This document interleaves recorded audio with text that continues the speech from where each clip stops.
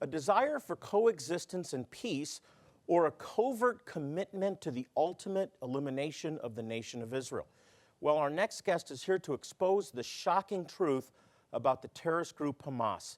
As the son of one of its founders, he worked inside the organization as a double agent for the Israeli intelligence organization Shin Bet, providing inside information that averted numerous terrorist attacks and saved countless innocent lives.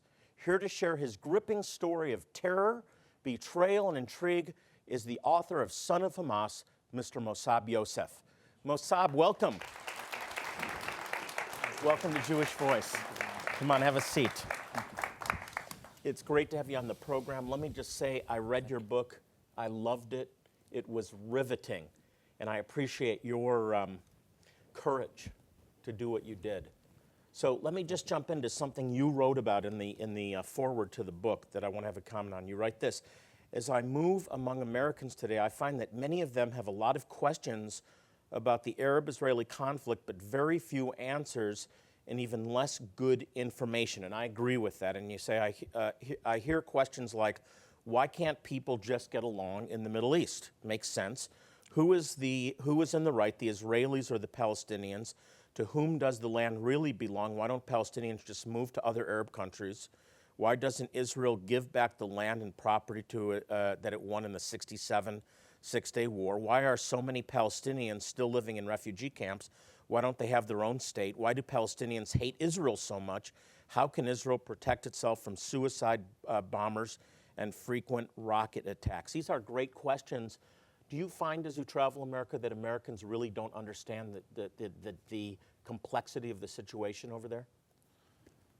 To be honest with you, I'm not sure that Middle Easterns understand the complications of the Israeli-Palestinian conflict. Let alone Americans, right? And, this is a different country, and it's not easy to understand all the details of this conflict. Son of Hamas, through my personal life, will help to understand the situation in a better way, and it's one step toward building bridges of understandings between Americans and Middle Easterns. Well, that's why I loved it so much. It's a fascinating story. It's filled with intrigue and suspense and danger. But begin by describing your life in Ramallah so that those watching can understand just what your upbringing was like. Well, I grew up in a very difficult environment. Lots of violence, occupation, bloodshed on a daily basis. I was born for one of the founders of the Muslim Brotherhood, and later on one of the founders of Hamas organization in the West Bank, who started the Islamic Sunni revolution in the Middle East. And all of us know what Hamas is. So that was the environment that I grew up in. I had personal reasons, ideological reasons, and political reasons to hate Israel. At some point, I wanted to take revenge from the state of Israel. And later on, I became friends with Israel. And I worked and risked my life for the safety and security of this amazing little country on the Mediterranean Sea. Amazing story. So from the time you were little, did you hate the Jewish people? Did you hate Israel? As I said, I had many different reasons. The most important reason behind this hate, that the God I used to worship does not like the Jewish people. Allah does not like Jews. And Muhammad, his prophet, doesn't like Jews. He cleansed them from the Arab Peninsula. And this is enough reason for Palestinians and Arabs to hate Israel for. I had personal problems because my father was arrested 16 times in a row. And I had to take responsibility for my family when I was 10 years old. So for the people who kidnapped my father from our home, I did not like them. And political reasons, because occupation and all the propaganda in the Palestinian territories that everybody considers Israel as an enemy. And I personally witnessed lots of bloodshed in the confrontations between the Israeli soldiers and the Palestinian fighters in the streets. Well, let's talk about your dad. You speak about him in the book with great admiration and love. That's very clear that he really has a heart for people. Sheikh Hassan Yousaf. Talk about how he became one of the founders of Hamas. Well, this is a long journey that he started since he was 12 years old. His dad, my grandfather, was an imam for 40 years. And my father loved what my grandfather was doing. And he wanted to follow his steps. His understanding of Islam was not complete. In fact, I am not sure that he understands Islam and what it's all about today 100%. They grew up in that environment. They thought in Islam and religion there could be a solution. And the goal is a noble goal, to liberate their people, to bring them justice and happiness by establishing an Islamic state. This is a heavenly promise, and as a leader of that community, or a young leader, he wanted to make the change happen through Islam. Unfortunately, this did not work in the past. Muhammad couldn't bring justice and happiness to humanity 1400 years ago, and all his followers and the Islamic leaderships through the history could not do this. They failed one after another. They brought destruction, and they brought destruction first of all to themselves, and they have been in captivity of their own religion, their own God for 1400 years. And today, my father is repeating the same mistake, and I think this is the time to help people like my father, like Hamas, like the Muslim Brotherhood, to understand that Islam is not the solution for you as Arabs, first of all, second for humanity in general. So, Musab, help us to understand, at the root of this ideology, is it fundamentalist Islam and Allah, who, by the way, incidentally, is not the God of Israel, right? There's Absolutely the idea not. that it's the same God, it's all one God, Allah, Jesus, the God of Israel. It's not true, is it? Absolutely not. In fact, the God of the Quran does not exist. He's only exists in Muslims' minds. And the God of the Quran is not the same God as the God of the Bible. Simply, if we personalize the God of the Bible, put him in a person, and personalize the God of the Quran and put him in a person, we're going to find two different personalities. And this is what really matters. We can understand the God of the Bible through the person of Jesus Christ. And to be able to understand the God of the Quran, there is only one way: to understand him through the behavior of the Prophet of Islam, Muhammad. And there is a huge difference between Muhammad and the Messiah, Jesus Christ.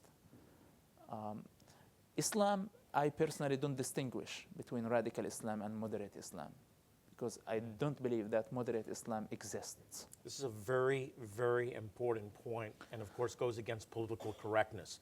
Say it again and why you believe that's the case. I believe because I understand the real nature of Islam. I understand its language. I understand its Quran. I understand the behavior of its prophet. And I know that Islam was built to conquest the world, no matter the price is. And this was clear through the behavior of Muhammad, what he did.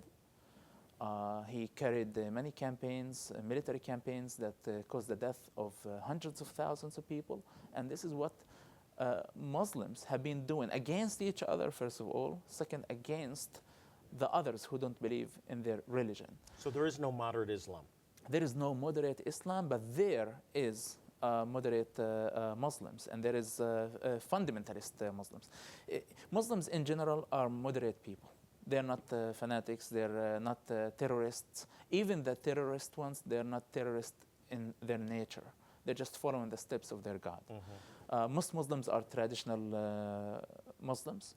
They have no idea what Islam is all about. They read the Quran, they don't understand it. The modern Muhammad that they follow is different than the Muhammad who lived 1400 years ago. They create their images of their God and the images of their prophet that fits in this century, but this does not change the context of the Quran and the Hadith and the Sunnah. Islam has a couple of verses of tolerance, and that was a stage of Muhammad's life when he was weak, when he didn't have power.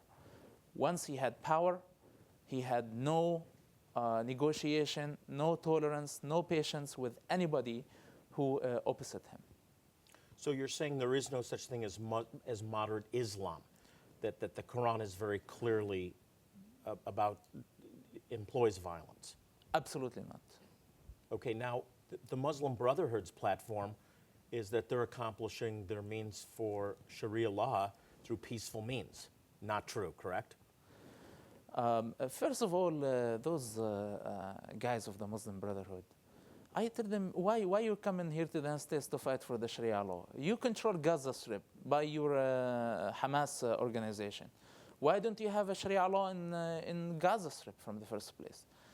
The Muslim Brotherhood understand, and everybody who has brain above his shoulders, that the Sharia law is a sick system. What is the Sharia law? This is why we're saying we need to expose the real nature of Islam. And what is the Sharia law? The Sharia law, for example, if you break an Islamic law, there is a punishment. If you're a thief, for example, the punishment of a thief to cut their hands in public. So tomorrow, what they're trying to do, they want what? The American Constitution to be canceled, and we work the Sharia law, bring people, a thief in New York City to Times Square and cut his hand in Times Square, for example. This is what the Sharia law is. So do they really understand what they're talking about? I doubt. And if they understand, they think that this is justified because it's by the authority of their God. So simply, we tell them, we don't need your Sharia law. Keep it for yourself, and if you really want it, go back to your countries and fight for it there. Wow, very good.